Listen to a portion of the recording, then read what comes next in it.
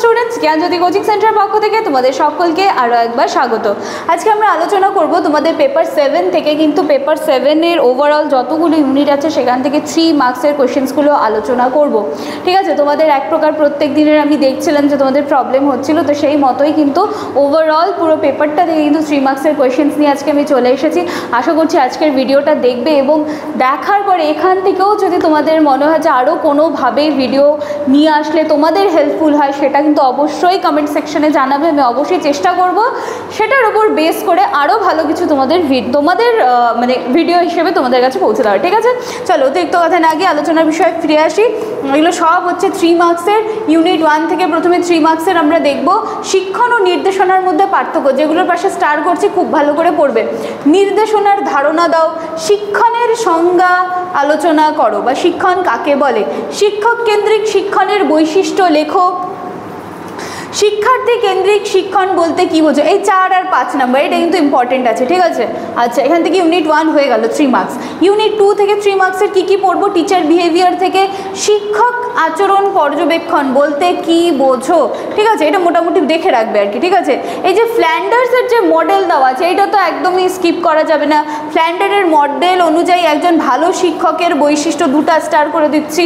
ফ্ল্যান্ডারের interaction analysis পদ্ধতির 2টি সুবিধা এবং 2টা অসুবিধা।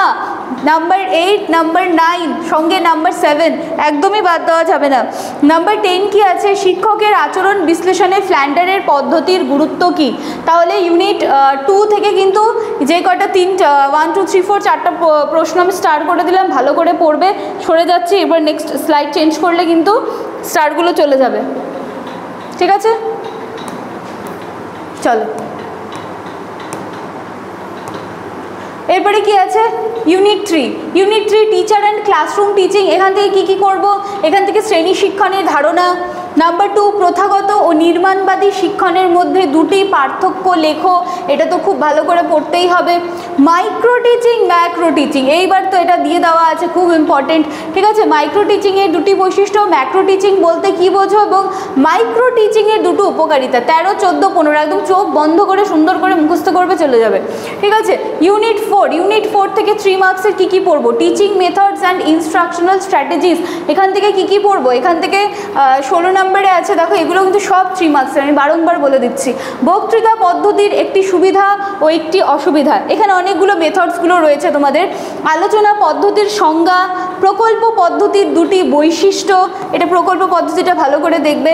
নাম্বার 19 গ্রুপ ডিসকাশনের 2টি উপকারিতা। গ্রুপ ডিসকাশনের সীমাবদ্ধতা দেখে যাবে। দেখা গেল তোমরা সবাই মিলে গ্রুপ ডিসকাশনের উপকারিতা পড়ে যাচ্ছ, গিয়ে দিয়ে দিল ওখানে লিমিটেশনসগুলো, তাহলে লিমিটেশনসগুলো দেখে যাবে। ঠিক আছে, তো এই ছিল। নাও তোমরা স্ক্রিনশট নিয়ে নিতে পারো, স্লাইড চেঞ্জ করলে স্টার্সগুলো চলে যাবে। ঠিক আছে, তো এই ছিল তোমাদের পেপার 7 থেকে, পুরো পেপার 7 থেকে 3 মার্কসের কিছু কোয়েশ্চেন্স। ঠিক আছে, এবার চলে এসেছি আমরা একদম লাস্টের স্লাইডে। 2টো কন্ট্যাক্ট নাম্বার তোমরা দেখতে পাচ্ছ। নাম্বার 2টি হলো আমাদের জ্ঞানজ্যোতি কোচিং সেন্টারের অফিসিয়াল হেল্পলাইন নাম্বার। যে কোনো একটি নাম্বারে কল করে আমাদের সাথে সরাসরি যোগাযোগ করে নিতে পারো। আমাদের যে চ্যানেল রয়েছে চ্যানেলের উপরে কিন্তু নজর রেখো, কারণ এই সাজেশনের পরে কিন্তু আবার তোমরা লাস্ট মিনিট সাজেশনসগুলো পাবে। ঠিক আছে, এবং তোমাদের প্রিপারেশনের সাথে সাথে আমাদের যে কোয়েশ্চেন্সগুলো রয়েছে সেগুলো সাথে রেখো, আশা করছি হেল্পফুল হবে। চলো দেখা হচ্ছে নেক্সট দিনের ক্লাসে। Thank you.